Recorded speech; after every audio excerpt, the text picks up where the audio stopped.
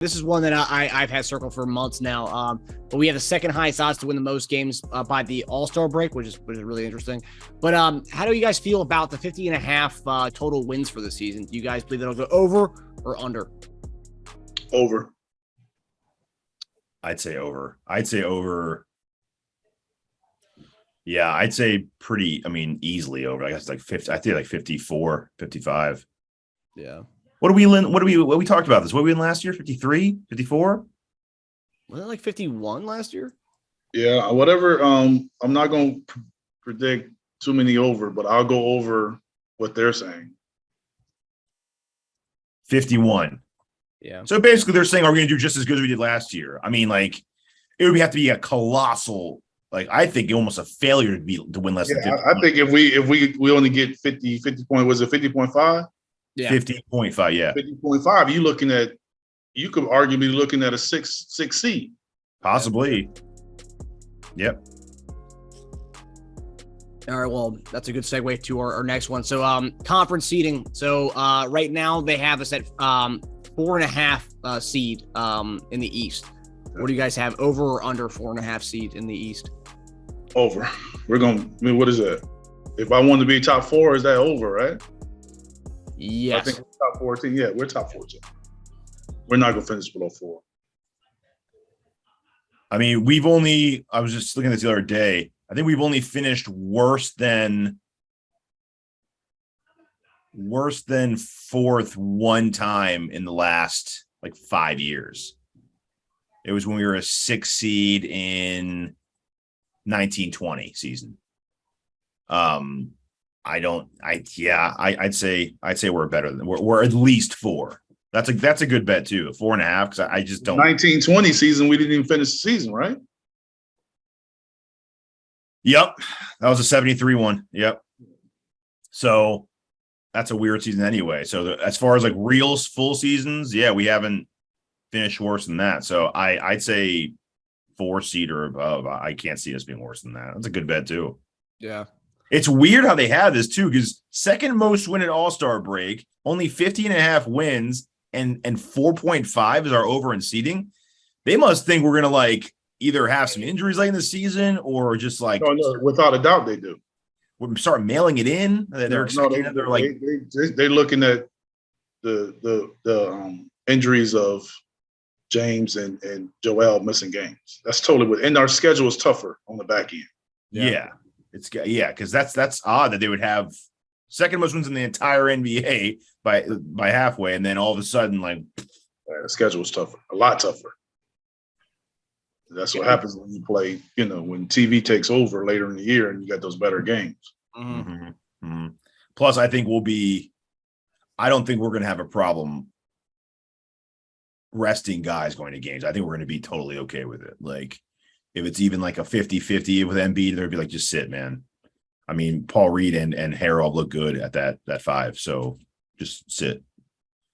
And not that this is any indication, but so far during the preseason, when our guy Embiid hasn't played, they've had us as like either 4-point underdogs or 6-point underdogs. We've obviously won every game so far, but the first one against the Nets, I think we were 8-point underdogs. Won that one, and then like 2 nights ago against the Cavs, we were 4-point underdogs, and we ended up winning that. So it just shows our depth. I have no idea what they go by on preseason. Like, we don't even know who's playing. Yeah, I know. Like, we don't. Yeah, it's. I can't put any salt in that. I have no idea. It would also be interesting to see them strategically try to sit Embiid when we're playing small teams, because I think we're going to do, in his absence, we're going to do what we did against the Cavs, a small ball, and have Tucker at the 5. Mm-hmm. So if we're playing a small team and he's already kind of like, let's say like just like sore or whatever, just like sit, let's go Tucker at 5 for the night, and let's keep our backups where they are. Yeah. What they used to do with Howard, because remember, they wouldn't even start Howard when Embiid was out. They kept him in his role because they liked where he was. So I have a feeling we'll do I can see them filling in Reed at if Joel missed, I could see them starting Reed at the 5 and keeping Harold in his position. Mm-hmm. If it's against a bigger team, for sure, yeah. Instead of pushing them up. So. And Trez and Embiid didn't play on against the. Yeah, Cavs. I mean, because Harrell, you know, that's the guy they're going to give the ball, so you want to kind of keep him in. He's not just a guy that's coming in, rebounding, and playing defense. Like they're going to give him looks, so you want to kind of keep him in that same role. Mm-hmm. We'll still need scoring off the bench. That's like a team role for him. Yeah. Okay, so the next one is, so the Sixers have the third highest odds to win the Atlantic. How do you think the Atlantic will go down?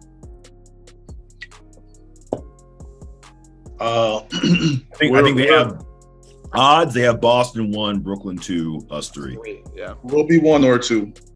We won't be third. Third highest odds. They have to say third, right? Because that's what puts you at the 5th seed. Yeah, that's true. Yeah, at least that's consistent.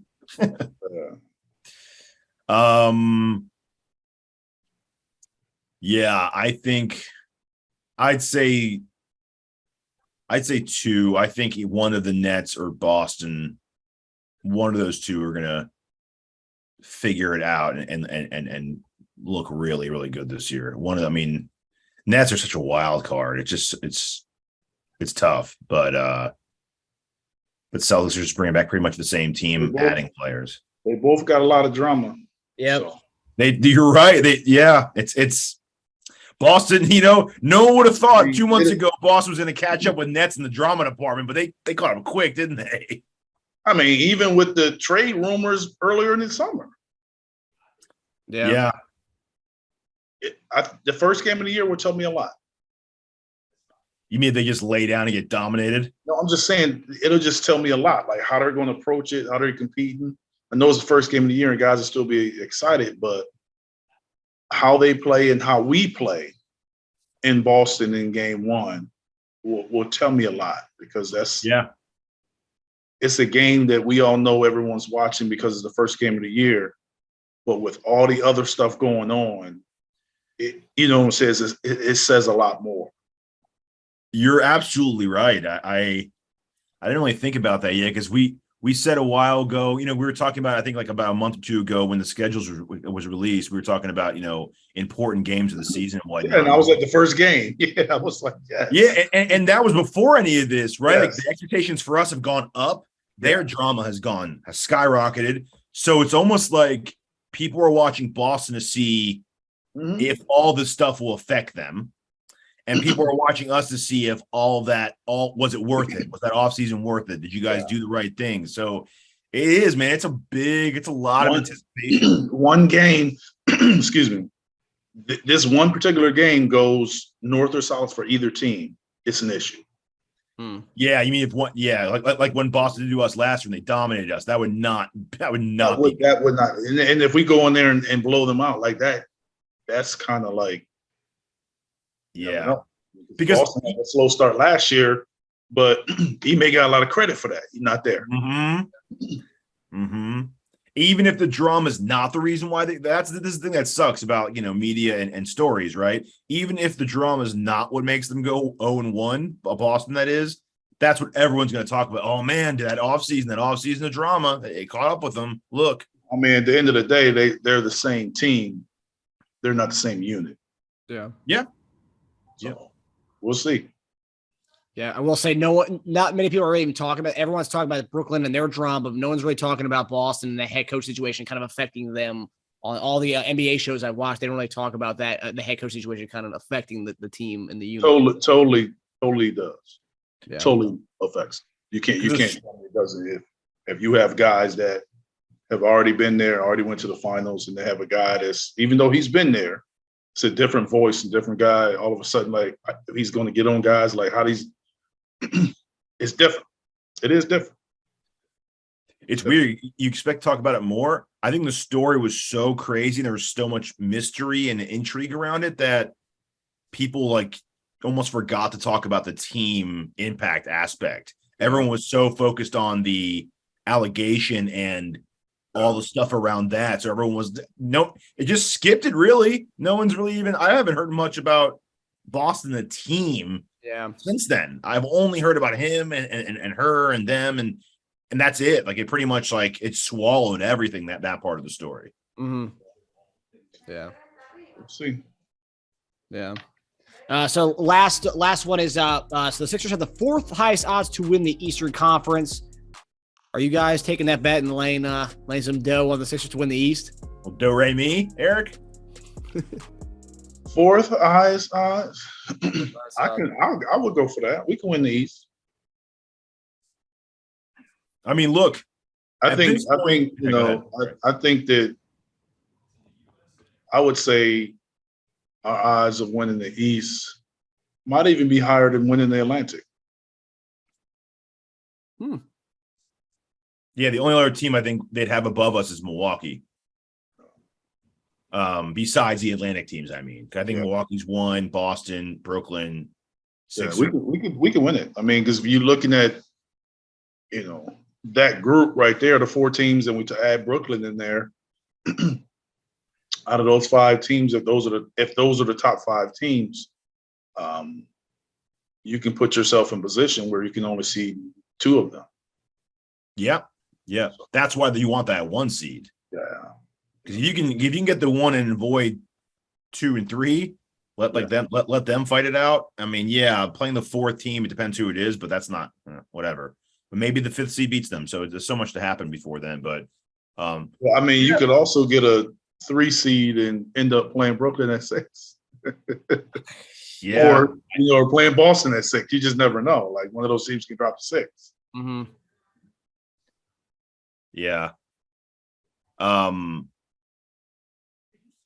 Winning the East, it's a pretty good bet. And as far as I'd even say, like, to be the number 1 seed to be the number 1 seed to end the season wouldn't be a bad bet either, because if they're already saying we're going to have the highest win total at the halfway point, then, like we said, they're counting on an injury. If we just stay healthy, then we're looking at probably having the number 1 seed at the end of the year. Then, if we're going to have it at the halfway point, so that's actually not a bad bet either. All you're pretty much doing at that point is saying, I hope we stay healthy at the second half of the season. Yeah, it's actually so looking at it. It's plus 700 for us to win the conference. So if you put 100 on that, you'll win 800. Okay. For the seeding, it's plus 400. So it's for number 1 seed, it'd be a plus 400. So we actually have higher odds to get the number 1 seed than we do actually winning the East. Oh, you mean coming out? You mean representing? It's plus 700. Yeah, because you have to get through the gauntlet of the playoffs, and that's a different story. Yeah. So just a 1 seed, but if you get the 1 seed, your odds of getting there increase as well. Like that. If we get the 1 seed, that will go. Those odds will plummet. Yeah, because they know we won't be facing 2 and 3 in the we could at the end, but not to get there. So that's definitely interesting. Yeah, but hey, most of these are overs, and the only ones that are under are the ones because we have a bunch of guys who score. So all of these look very encouraging, I must say. Yeah.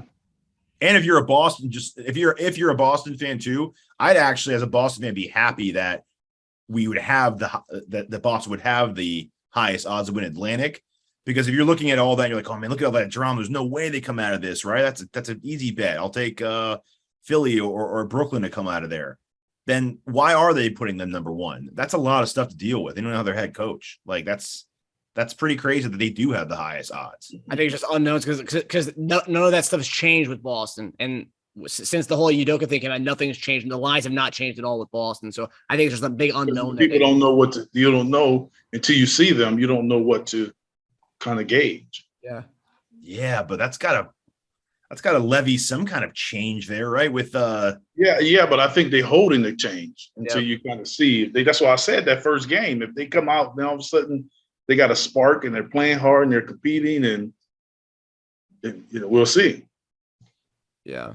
It'll tell you a lot in that first game because the fact that nothing's changed with Boston since this whole thing came out is because we don't know. All we know is they were the team that won the East last year and was in the finals. So that's all we know right now. It's pretty interesting. Same team. I wonder if they lowered the odds, people that believed in Boston would be like, I'm putting more money into it now. It's even better for me. Yes, they would. So the fact I don't think people have changed their mind about Boston. I don't think that they just teams that probably thought they could win it probably still feel the same way. Yeah. You know, it's going to be interesting. And they got Gallinari. They got injured too. So yeah. Interesting. No, but they got Blake Griffin though, so they're all right. What? What's funny? What do you guys? I'm not. This wasn't. I'm just there. They're just two different players. I got you. Yeah. I thought they should have. I thought a closer Gallinari clone would have been Carmelo. Really, I thought he was closer to a Gallinari than Blake Griffin. That's interesting. They went Blake Griffin. Maybe they also wanted a guy who can maybe, in case you know what they're probably thinking, if Robert Williams just like it's a lost season for him with the knee, they're like, Blake's a guy who can shoot a little bit, and we could put on like smaller centers, and he can actually play 5 as a backup. Mm. Yeah. So not a bad thought process for them. He could play 2 different positions for him. Yeah, I mean, they're gonna play, getting Bronson. They're gonna play 4 with him and Smart and the top 2 players a lot. So, yeah, that's another thing too. Robert Williams injury, man. Their odds haven't gone down since any of that stuff. That's crazy. So Gallinari, Robert Williams, and losing their coach. What else needs to happen? That would be like us losing. Yeah, that would be like us losing. Yeah, but I think like Tucker and like Melton. Like what Marcus says, I think that people know if they drop those odds, people are going to jump on them. So just kind of keep them there, and then kind of keep the suspense, and then maybe they go up or down later. Yeah, which usually means that they're not dropping them. They believe they're going to be just as good, because if they don't want people to take it easy odds, and they're like, let's just keep it as is, because we as good. Yeah, just as good as still, it's good, but Yeah.